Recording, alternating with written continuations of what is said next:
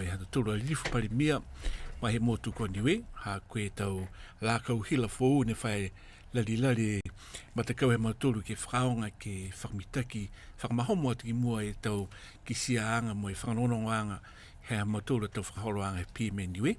Ka kawhita hata tūru mau ke tutala e mo hata tūru a lifu pari mia mai he motu ko Niue, Honourable Dalton Tagelagi.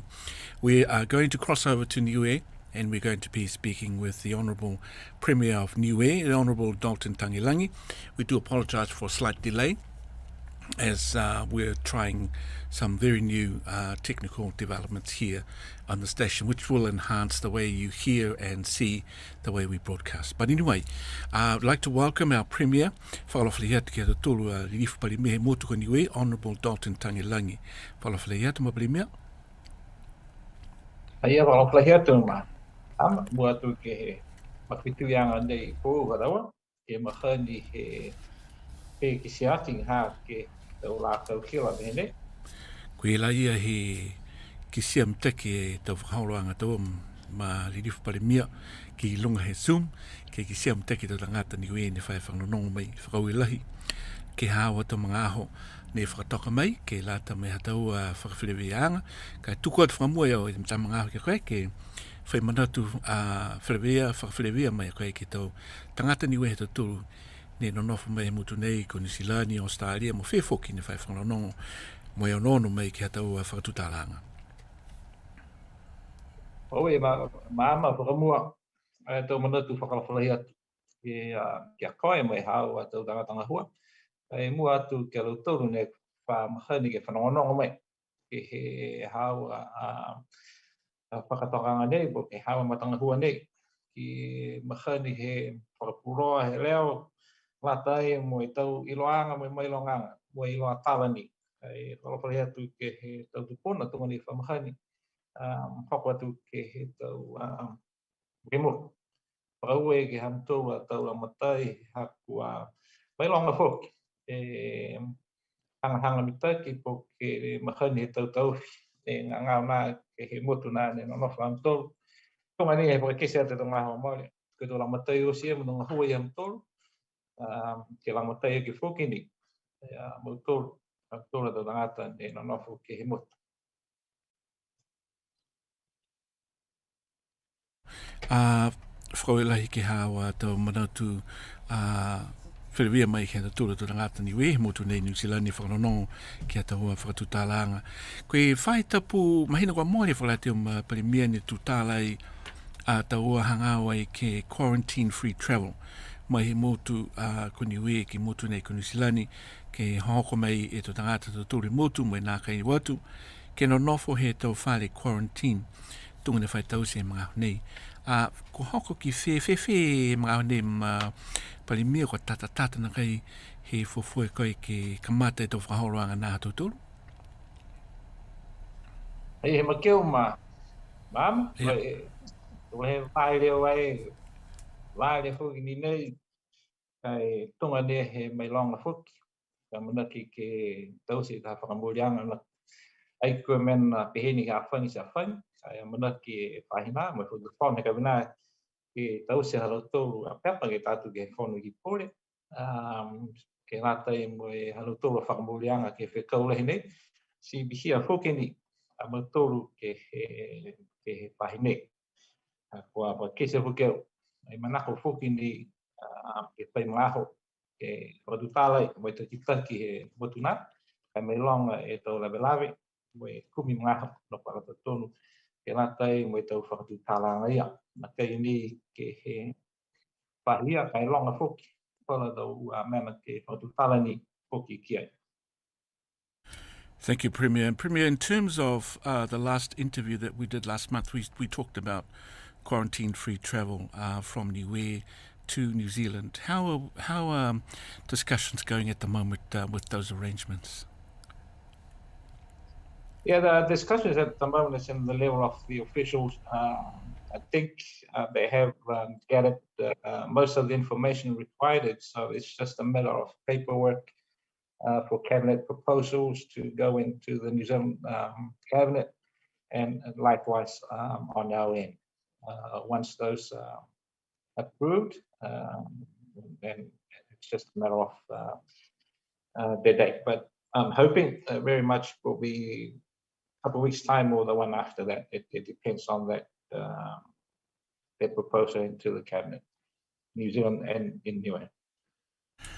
That's fantastic. I'm sure a lot of people are waiting with bated breath for that eventuality, because for how long has we have been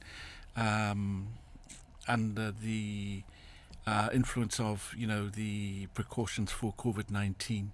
So that I think we look forward to that good news. In terms of the COVID-19 vaccines, what sort of time frame will you be looking at to have everyone in Niue vaccinated once the vaccines are provided by New Zealand? Well, we're not going to rush into that. We're going to make sure the proven record of these vaccines before it arrives our shores. But it's promising in our leaders' meeting that from not only New Zealand but also Australia, that they are expecting nothing but the best vaccine for the Pacific, and that is great to hear that. I also mentioned in our leaders' meeting that for a consideration given first to a low population Pacific Island countries such as Niue.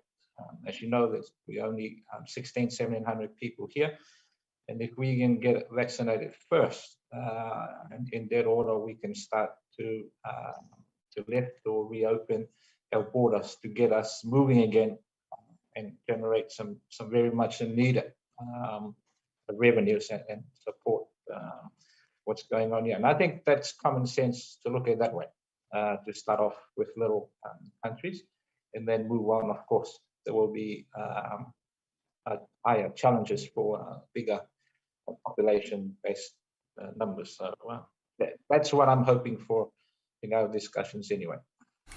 Whakaue maririfu parimia. Tu tāla tau e mga nei ki tau huki pui pui ne kua maua mnaiki ke mua mai ke motu nei si ringa to tātu whukini ka ke whakaong e motu ko Niue. Whewhe hao ki sia anga ke tau mga aho ne kua whakatoka ke lata mai e whakaholoanga nā. Moi whakaue whukini ka ma lifu parimia ko e motu hataturu ko Niue e taha motu e Pasifika ne nā kei hoko e COVID-19 ke si tō tahimiteki me nāwa ke tau puipuianga ne whakatoka e whakatofono me tau whahimaro o sino te tore motu mo li wiki ake motu ha tuturu.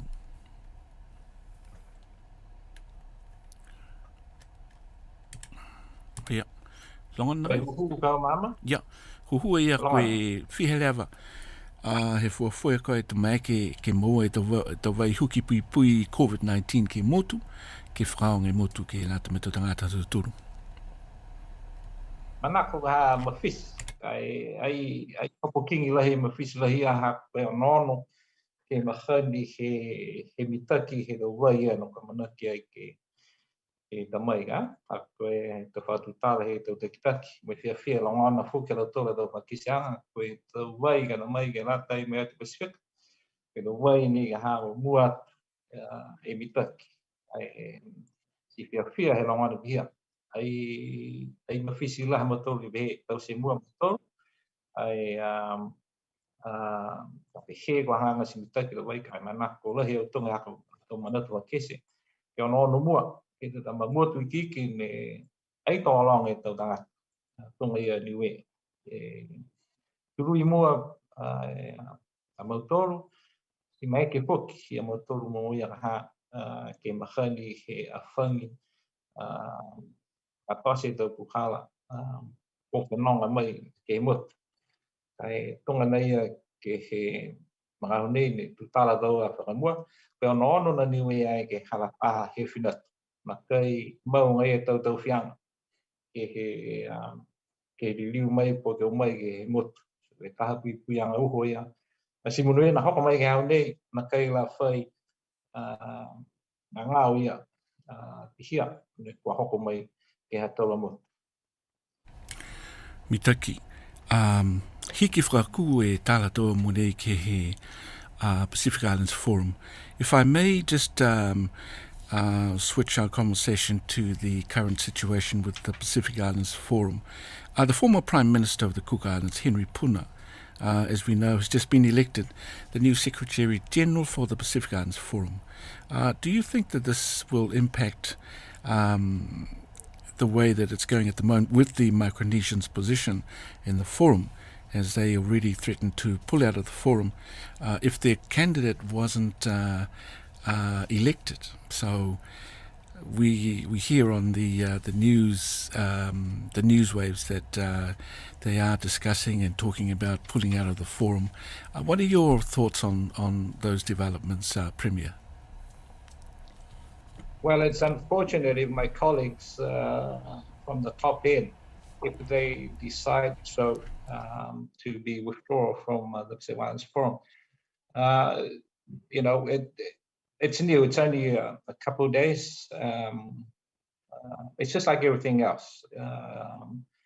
If you are vouching or supporting someone and get defeated in any election or any sport, perhaps it's still raw for them to take the results. But things like this, it does take time. For them to settle down and start to think about it, I guess. But hopefully they'll come to an understanding that we still need to be together on this issue. Yes, I hope that the outcome will be a bit more positive than it is at the moment with our Micronesian countries. Matua mia, koe tala atu tolu he matakau taha e Pasifika, koe Pacific Islands Forum, kua vili te lau tolu e taki whakamua he toa turunga ko Henry Puna, ke katowhaanga Secretary General, he matakau he forum, ka kua miha e tau motu Pasifika mai e whaahi Micronesia. He te watu Pasifika, hako naka I hoko sia e tangata halau tolu ni manako, ke tuku, ki loto he katowhaanga nā, si ko tonga ni loto tolu ke tau whakapulo a tāla, ko amamana ki e tau motu nā ke o kehe mai he forum, hako naka I whiawhia alo tolu. Whiawhia hao tu manatu ma lirifu palimia ke tau whakahikoanga nei, toma eke na kai pukeliu na kai to motu Micronesia ke mau na kai nofuanga lo tolu ki lote forum. Manako ke kau la taha ke mau ke tuanga toi ka ko filianga ko hiko ne filianga ia ha ke ala to ke prequam e lo to la dona no ka ko dum ne ke dum na fo si longa fo ki dum man tuanga ko na kai na apa ngaho ka ha ne ke me tu kita ke o se lo to ne fa tu hingo ke tuanga ka dum na bia do ni ka ha e uta ke tau lianga ngā kura hiku. So hei e whiwhi lianga ke tau wili. Ai mana tō waha ke o kehe malo tō. O mai ke kau whakataha mui ngā hua, e uki mua. Ako tu mataratoka ngā e. Ka eke ia ko ki sira tō wan kai hako. O mai ai ke tau se ke whakahako ke mahani. E uta whaka motuga he punga hua ia, the sub-regional groups ia. Nei ane, e palofa whuki au ia lauto. Na muka e tō maweheanga whakatūtalanga he tō takitaki. Kai mai longa, takolonga e takitaki fōu e, si ai roa whuki neu whai maweheanga pihia, whuki kāne tau se he takitaki hako whakamua, tō ki oki si tō whamana bia ne uka. Kai mui tua ni au ke he whakaweanga ni tohi, ne whakesi mai he, koe whiwhiri mai ni ngā he ngāta kua mitaki tumnau sia. Si mui tua ki harotolu atau a peapanga hua pa harotolu atau ngā hua ni ngā hua mai.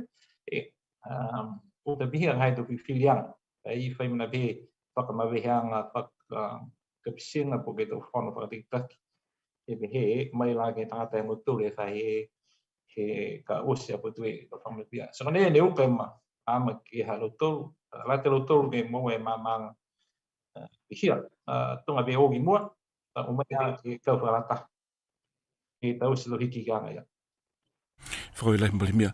Ke whakahikoa ki Palimia, ko ingo e whauru tau mena mahuinga ni kua mamunai ke koe ke tau se po ke whauru tau matanga hua ni kua mamunai ke whakawhono ke tau se ke lata mai motu he tau mahina e mai mua.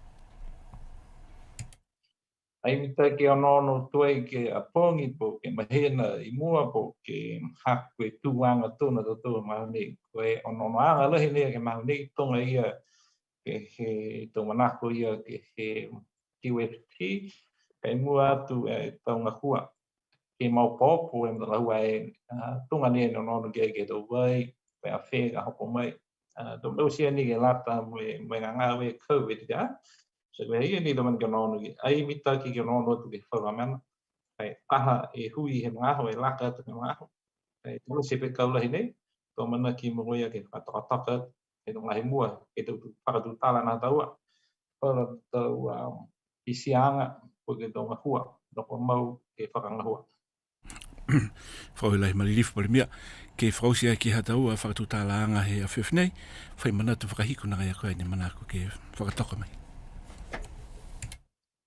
Ito manatu ni ga ke lebe ke am tolu me pui am tolu o sino ke maroro ke he fahia si bia na mo tolu ke he fahia mama kai ai manatu fu geu ha na manaka dawa ke am pala tu mo ka ko mena ni mua ya ke no nof me maroro kai mua tu ke tu mau e mahani ke ka singa am tolu ne no nof mai he mutuna